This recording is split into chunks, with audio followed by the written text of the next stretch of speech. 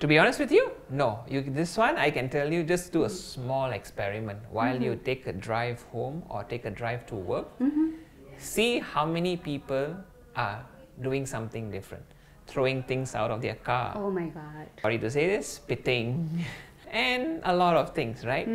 So the whole governance of the whole people that doesn't know about it. I can tell you in my own family, maybe my dad may not know about it. Why? Because it's not aware to them.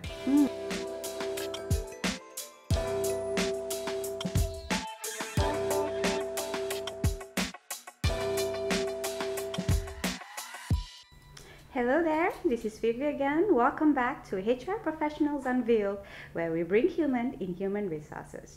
So today we're going to talk about two most important things. We can call it the new kids on the block.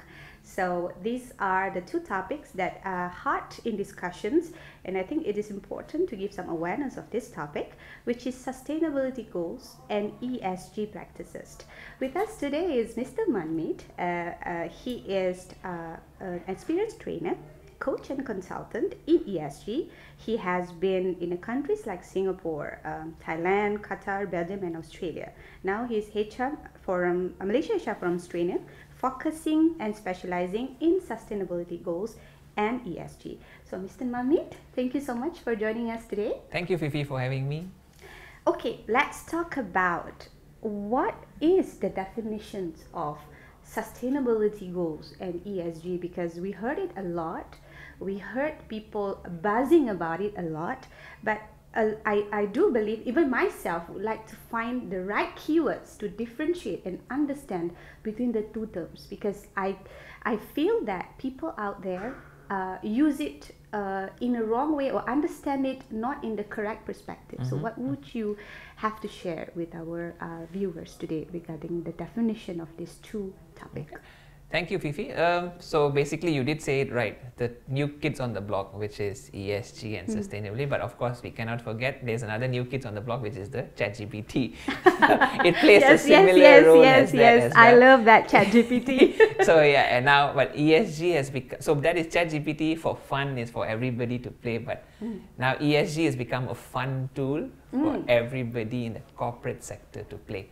So what does ESG stands for? It's environmental, social, governance. In terms of environmental, what is happening in the environment? And give you an example: climate change, lack of water supply. We are having that. So that comes under environment.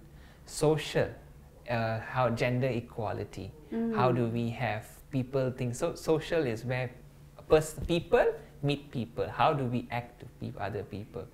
Giving you wages. Now Malaysia has the new wage system, which the minimum is 1,005, which is fair.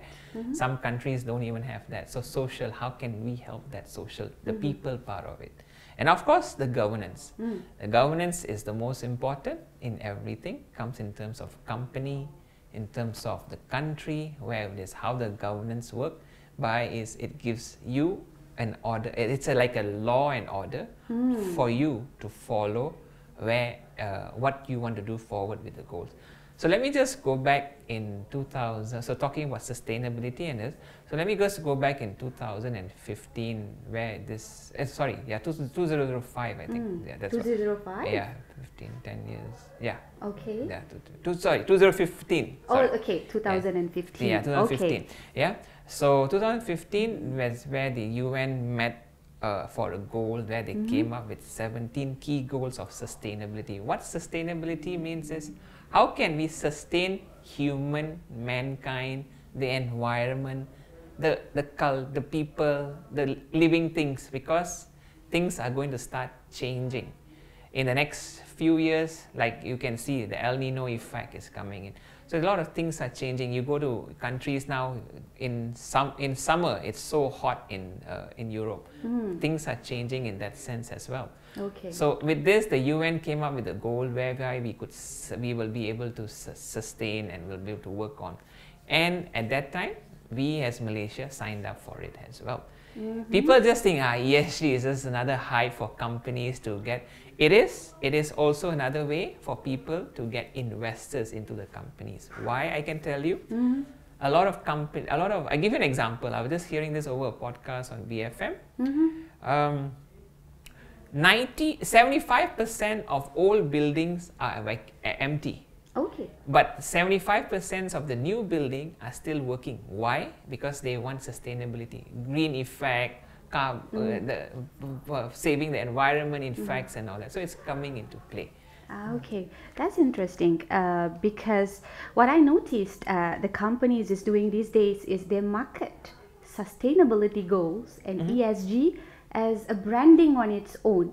And do you think that the general market out there, especially not only employees or the decision maker in the company or the stakeholder, but the mass market as a whole, do you think that their readiness and their awareness and acceptance towards sustainability goals and ESG are growing? To be honest with you, no. This one I can tell you, just do a small experiment while you take a drive home or take a drive to work.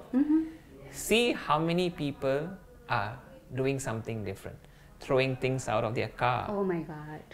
Sorry to say this, spitting, you know, and a lot of things, right?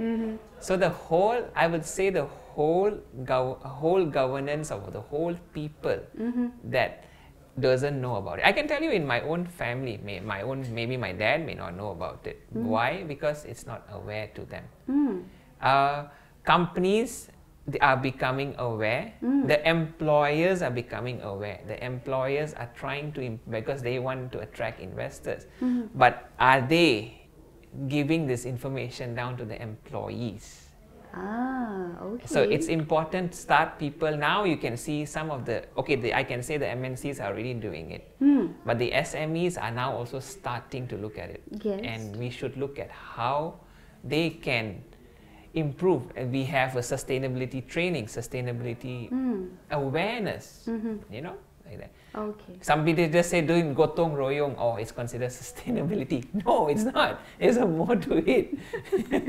Okay, so why have sustainability goals and ESG practices become essential considerations for business today?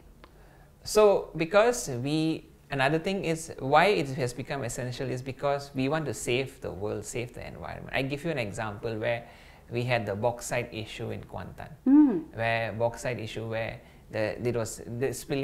it was making the sea or the sea all dirty, the river, right? Why? Because it's impacting other people's health as well. It's impacting other people's things as well. So it plays a big role in that sense. So that now people don't want to get a fine because Malaysia has signed up some of the goals with the UN. So it has a treaty and a constitution. We have signed up with it as well. Okay. How can businesses integrate sustainability goals into their strategic planning? So sustainability goals is, because from UN, they had 17 sustainability goals. Okay. You can pick some, you can pick all. So I give you an example. I was working with a manufacturing company just last month. So when we did the ESG, they picked 5 of the goals. So what goals they picked up was consumption, reduce consumption, climate change,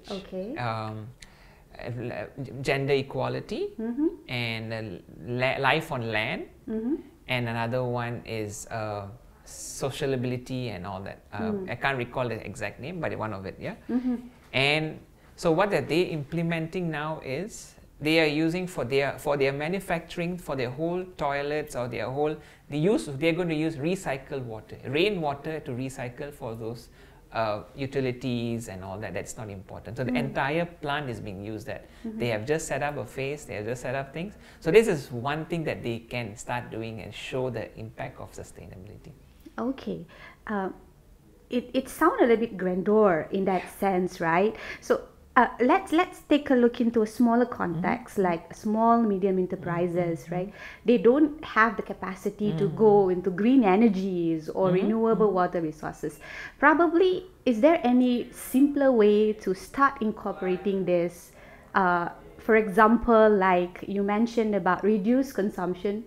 I mean, reduce the consumption of paper, for example, exactly. move to e-signature, for example. So is there any more practical and simple way companies can... So simple one, I would say, one of the simplest goal to use from ESG, I mean, the sustainability is, I would say, the goal number 12, which is reduce consumption. I give you an example. You don't have to buy so much of, you don't have to buy 4 or 5 handphones. You reduce consumption there, but people want to buy for this one, for this, for work separate, for home separate. You don't need that, right? And you don't need to have consumption of plastic bottles. You can use, companies can start providing maybe the, the thermos kind of a bottle where they can use it, or a water bottle where they can use it. So small effects, small impacts like this can start. A smaller company like us or whoever it is, it makes it easier for them to start by just giving that. Maybe instead of having maybe by having plastic boxes for food, the company can say, okay, we'll sponsor, or we'll give you as a gift or the token of appreciation, we can give you the tiffin that has, it's heated up one and all that. Yeah, those are something that can, so you remove the plastic, consumption, you remove the detail like that. So that can help. Yeah, that serves two purposes. One, you support the ESG goals, and another one, you show that you care for the people. Okay. Can you share any example of the role that leadership play in driving a cultural shift towards greater sustainability and ESG integration within a company? So it all depends on the characterizing in terms of what leadership wants. Okay. I want to be sustainability goal because I want to make sure I get loan from the bank. Example. Okay. Right? So then ask the fact and proof. What is it that you want? How is it that you can show that you are sustainability? All right.